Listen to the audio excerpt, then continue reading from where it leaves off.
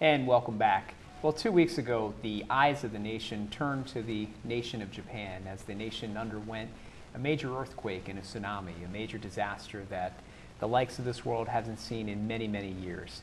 One of our Arundel County residents and reporters that was actually in Japan vacationing during this tragic event was Miss Erin Cox from the Capitol, and she joins us today.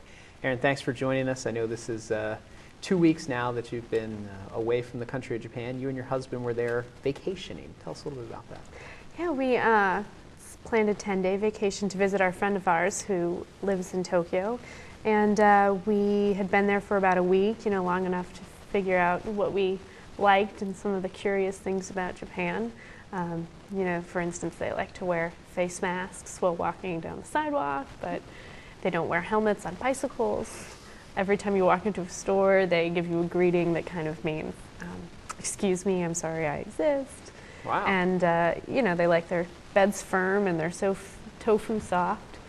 So we had been there about a week learning those things, and we were in Hiroshima last Friday, which was the day the earthquake hit.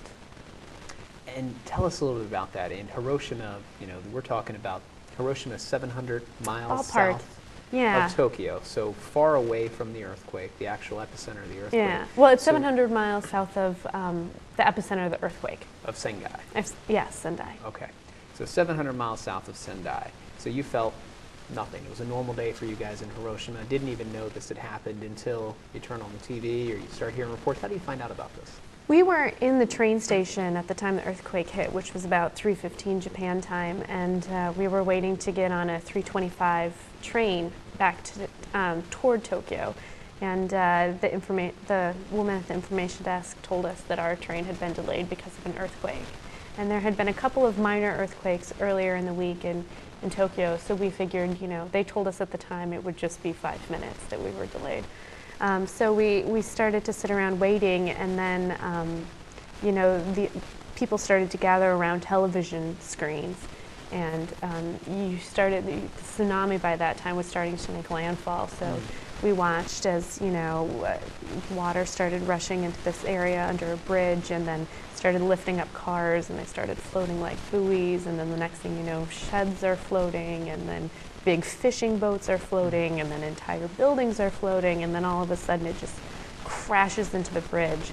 And we don't speak Japanese, we don't really understand Japanese, we can't even translate it with a little book, so we had somebody point out to us where the danger was, and it was clear that it was about 700 miles away. So could you tell us a bit about your decision to head northward toward the disaster? I think normally a tourist would say, when's the next flight home? But you actually wanted to head toward the earthquake to report on it. Well, at first we were just attempting to continue with our vacation. That we had booked a hotel in Kyoto, which is considered one of the most Japanese of Japanese cities. And we were kind of attempting to just continue on with our vacation. And so we made it that far north. That was as far north as we could have gotten that day. And by morning, news of the earthquake had spread all around the globe. And my husband's editors at the Washington Post had let him know that they would appreciate if he could pitch in. And I think we had about a 3-minute conversation about what we wanted to do. And we didn't want to be apart, and we're reporters, so we like to sit in the front row of history as much as we possibly can. So it was a pretty quick decision to decide to figure out how in this country where we didn't speak the language, we didn't understand the culture, we couldn't read the street signs, how we were going to get ourselves an additional, I think 500 miles north into a disaster zone where there wasn't power, there wasn't trains, to figure out how close we could get to the disaster. So at this point, you're 500 miles south of the disaster zone. Yeah. So what is the atmosphere? What is the mood of that area? Again, we, reporters try to observe, and it is really difficult to do when you can't understand what's going on.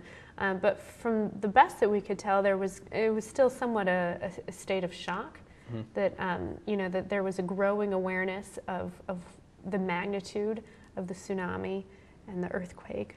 Every television that's on in a public place is tuned to a news station that, is replaying the reels of villages turning, being swept up and turning into flotsam and then rolling over itself as it goes across rice paddies. I mean, I'm sure it's the same footage that everybody saw on their TVs here. But, the Japanese culture isn't, there were a lot of stories in various different newspapers about how people weren't rioting or panicking. Very much a culture of perseverance and honor. And yes, an honor. And so things were relatively calm. So people aren't rushing where you are right now. They're not rushing to the supermarket. They're not gathering bottled water. They're just calmly going about their day with a little bit of a shock. Right, and the day after the earthquake, in the morning, we decided to go back to Tokyo to try to figure out how we get closer to the disaster.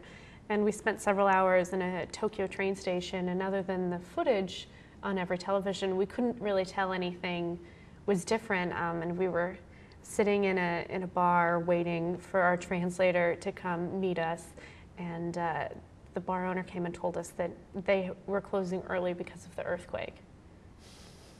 So how close did you make it to Sendai, and what was the mood there? We made it to a coastal town called Soma, which is, I think, about maybe 15 miles south of Sendai. The coast of Soma was one of many that was just erased by the tsunami. All of the roads, were buckled. A lot of places they looked just broken crisp, like graham crackers or something, And so we couldn't physically drive out there, and we had to hire a cab driver to take us out there because of the gas shortages. It was hard to find a way to get around. So we went to a town that had been, rocked by a 9.0 earthquake. So, everything's cracked, a little rigid. And we went into some shelters that were housing people who had escaped. We talked to one man who had lived, by a fishing pier and had spent all of his life collecting seaweed. And that industry is gone. The building is gone. His way of everything he has is gone. We met a man who he owned a business, kind of like a place where businessmen come after work to drink and eat. And it was on one side of the train tracks, and the train tracks had acted like a barrier for the tsunami, and it had come right up there and washed away the entire town up until where his business was, and he was kind of perched on the frontier. And so even though his property had survived to some degree, his lifestyle had not. And my husband interviewed a woman who had walked out the door to go get her child from daycare, and had she left a couple minutes later, would have never been able to see her child again. Right, and would have been swept away herself.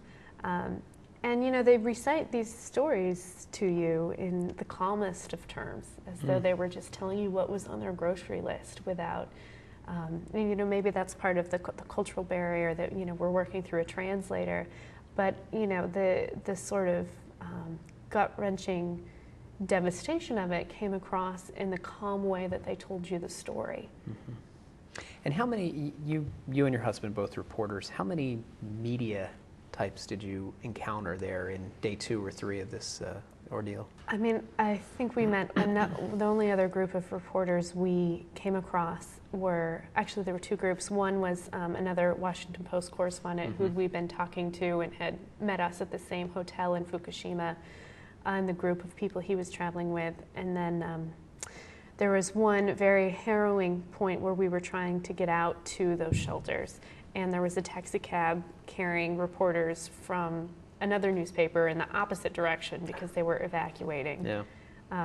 The Soma is in the Fukushima prefecture, which is the one that has the power plant. Correct. And we were driving in the direction of the power plant to get out there. And when we saw the reporters coming in the opposite direction, it was about 20 minutes after we'd heard both a warning for a 3-meter tsunami and news that a hydrogen explosion had just happened at the power plant. And so we were, there's the language barrier, and there's a cultural barrier, and there's a geography, lack of geographical knowledge. It was unclear to us whether, this power plant was right over the ridge or was significantly far Sure. away and we were totally safe. So and we were really concerned. We thought we had bought face masks, but we don't read Japanese and had accidentally bought tissues. So we did the best we could and tucked them under our glasses. And everyone driving in the opposite direction is wearing face masks. And we're concerned that we don't know what this threat is, we don't know what this risk is. Sure. And then we get to these shelters and people are, with all this devastation outside, they're sitting there serenely playing cards, flipping through a Justin Bieber book, watching their children sleep. And, it's a very, very heartbreaking thing to see this devastation and people dealing with it so calmly and knowing that the end is nowhere near in sight.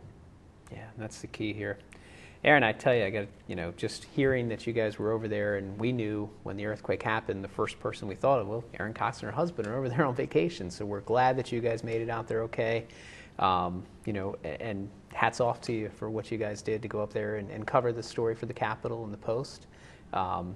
This will be something that, you want it to be on the front lines of history. You were on the front lines of history. And thanks for your great work that you do at the Capitol. Thank you. All right, folks, well, we'll take a break, and when we come back, there'll be more Week in Review.